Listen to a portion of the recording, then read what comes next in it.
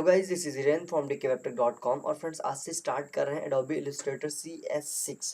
Friends, ये होता क्या है और इसका क्या यूज़ है, तो मैं आपको बताना चाहूँगा कि ये एडोबी का एक पार्ट है। एडोबी फोटोशॉप जैसे अभी तक आप सीखते चले आ रहे हैं, वैसे ये भी एडोबी इलस्ट्रेटर है। यानी कि यहाँ से आप अगर आपको फोटोशॉप जरा सा भी आता है तो आप इसको आसानी से सीख सकेंगे।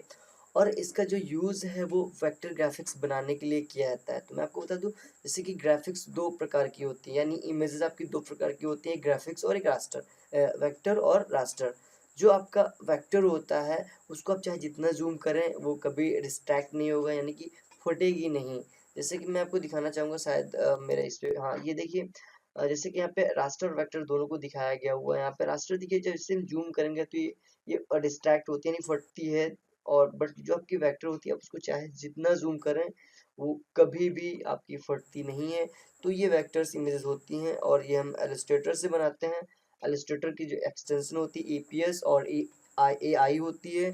और जो हमारे रास्टर इमेजेस की जो एक्सटेंशन होती है वो .jpg होती है, जेपीईजी होती है, और PNG GIF, ये जो हम लोग यूज़ करते हैं, ये रास्टर इमेजेस यूज़ करते हैं। बट APS और AI जो होती हैं एक्सटेंशंस की, वो हमारी वेक्टर इमेजेस कहलाती हैं। और यहाँ से हम वही सीखेंगे। तो फ्रेंड्स, यहाँ से आप आज जो बहुत बड़े बड़े डिज़ाइनर्स हैं वो लगभग इसी का यूज़ करते हैं, एडोबी इलस्ट्रेटर का। और यहाँ से वो लोगो बनाते हैं, फ्लैश बनाते हैं, टी-शर्ट डिज़ाइन करते हैं, बैनर्स रेडी करते हैं। बहुत सारी जितना भी ग्राफिक्स का ऑल ओवर वर्क है वो सारा वो एडोबी इलस्ट्रेटर से ही करते हैं। तो फ्रेंड्स, चलिए थोड़ा सा इसके इंटरफेस पे बात कर लीजिए। जैसे कि आप यहाँ पे देख रहे हैं, ये इसका मेनू बार है।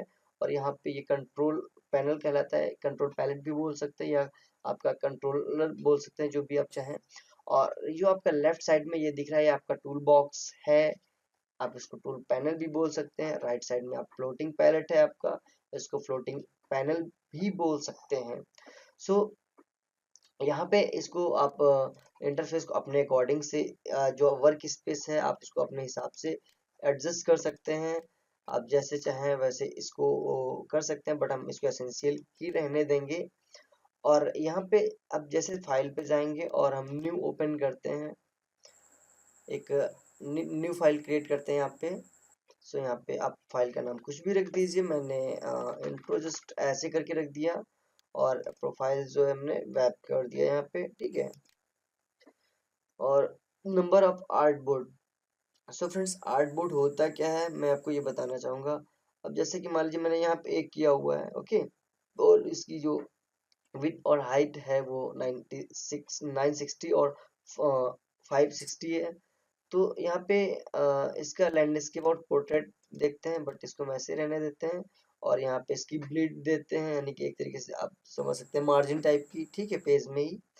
और यहाँ पे देखिए, टेम्पलेट पे आएंगे। कुछ एडवांस अगर देखना है हमें, चूंकि इसमें बाय डिफॉल्ट कुछ टेम्पलेट्स दी होती हैं, जैसे कि ये ब्लैंक बैनर्स की कुछ दी हुई हैं। आप यहाँ से इनका प्रीव्यू देख सकते हैं।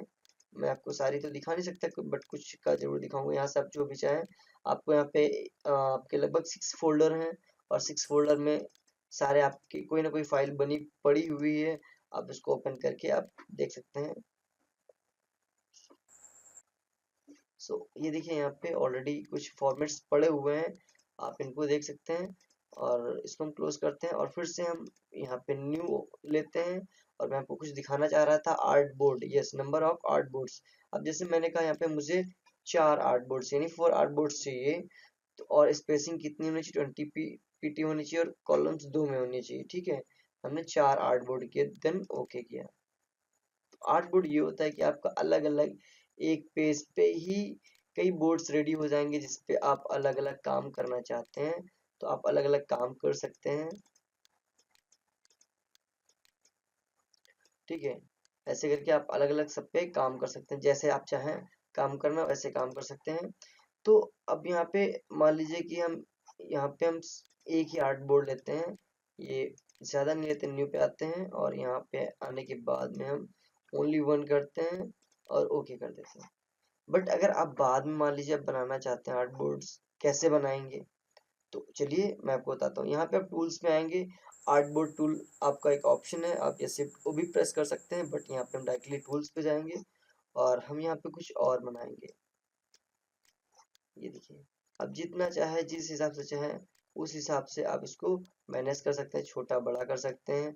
आर्टबोर्ड जितने चाहें, क्योंकि देखिए मान लीजिए कोई पैकेजिंग हम बना रहे हैं कोई, ठीक है, तो वहाँ पे क्या होता है कि हमें अलग अलग चीज़ें चाहिए होती है, तो वहाँ पे हम अलग अलग उसको डिज़ाइन करते हैं, तो वहाँ पे हम आर्टबोर्ड का यूज़ करते हैं। तो इस तरीके से ये थोड़ा सा मैंने इंटरफेस की बात की, और नेक्स्ट एपिसोड में थोड़ा और आगे बढ़ेंगे इसमें। और आप इस पे जम के प्रैक्टिस करिए आर्ट बोर्ड पे, क्योंकि यही मेन चीज़ें होती हैं। और टूल्स कुछ देखिए, जैसे कि अगर आपने फोटोशॉप सीखा है देन बहुत ही अच्छा है, अगर नहीं सीखा है तो परेशान मत होइए, आपको सारी चीज़ें आ जाएंगी, मैं प्रॉमिस करता हूँ। और आपने अगर ये पूरी सीरीज देखी तो आप एडोबी इलस्ट्रेटर में मास्टर हो जाएंगे, ये मैं गारंटी लेता हूँ। बट ये बशर्ते कि आप मेरे साथ मेहनत करते जाइए, कंटिन्यूअसली प्रैक्टिस करते जाइए, क्योंकि प्रैक्टिस के बगैर कुछ भी पॉसिबल नहीं है। सो मिलते हैं नेक्स्ट एपिसोड में। और हाँ, अगर आप नए व्यूवर हैं तो प्लीज़ हमारे चैनल को सब्सक्राइब कीजिए, और वीडियो को जितना ज़्यादा हो सके अपने फ्रेंड सर्किल में शेयर कीजिए। तो मिलते हैं नेक्स्ट एपिसोड में, तब तक के लिए bye bye, thanks for watching.